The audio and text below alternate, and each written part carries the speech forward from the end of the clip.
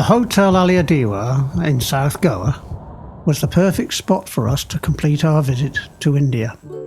A week of relaxation in the sun at this peaceful and luxurious hotel was just what we needed.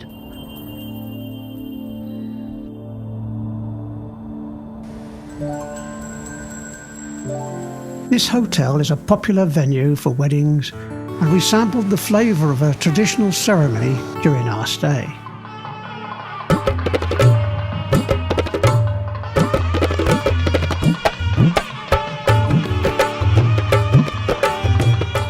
The lush gardens with coconut palm trees and flowers in abundance attracted a range of bird life.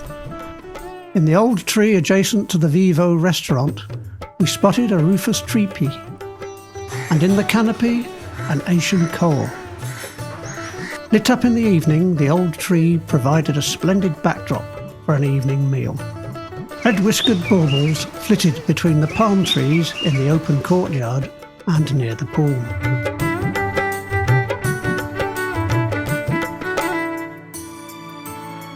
Our suite was on the edge of the hotel, and in the early morning a cuckoo alighted briefly on the border fence.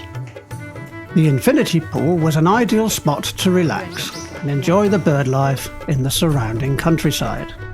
We caught a brief glimpse of a marsh harrier in flight, whilst by the pool a white-browed wagtail bobbed to and fro along the wall, oblivious of the guests. An Asian openbill pruned its feathers in a palm tree close by. Whilst in the surrounding bushes, sunbirds flitted from bush to bush, searching for nectar. They seemed to enjoy feeding on the heliconia.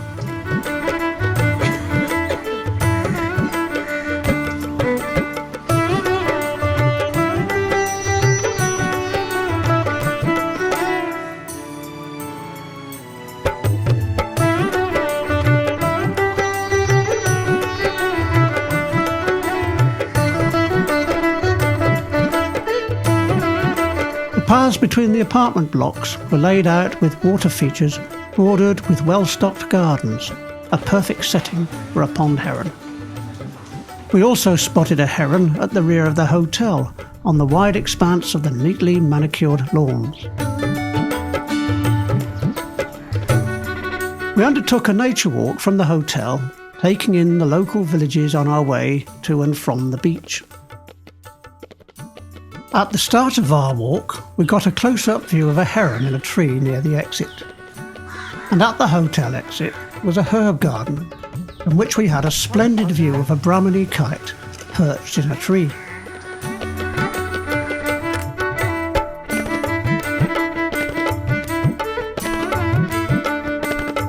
This is a truly magnificent bird, and we managed to snap it in flight.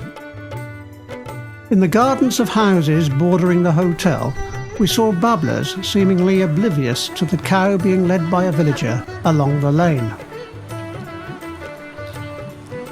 A cattle egret is never far away from the livestock in the fields.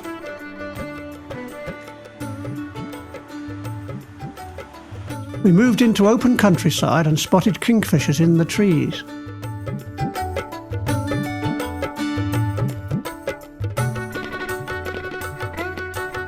And on the ground were lapwings. Locals tended their nets in the ponds, and close by were herons and various wading birds.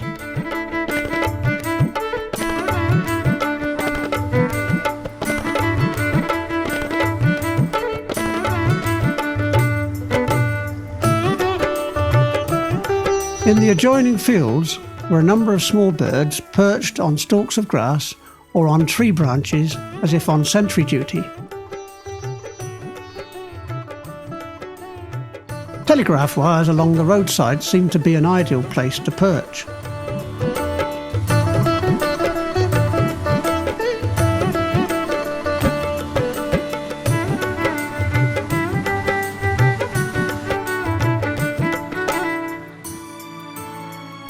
We reached the shore where, close to the entrance, bathers concentrated like basking seals, some being protected from the sun by parasols.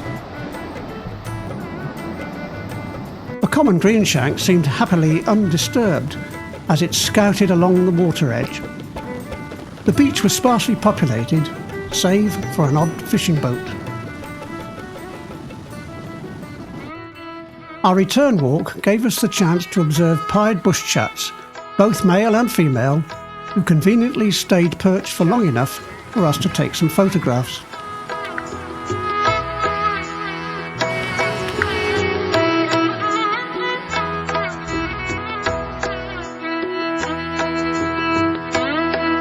The green bee-eater, a strikingly colourful busy little bird, unperturbed by our presence, hopped from the grass verges onto the lane a few yards in front of us, and then onto the telegraph wires.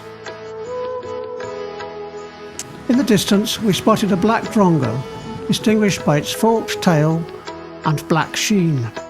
On a tree, another drongo offered a photo opportunity adjacent to a spotted dove. One of the highlights of the walk was spotting the Indian roller flying into the palm trees. It's a distinctive bird with blue crown, brownish breast and sky blue wings. Later, we got a better photo opportunity when we saw one perched on the telegraph wires.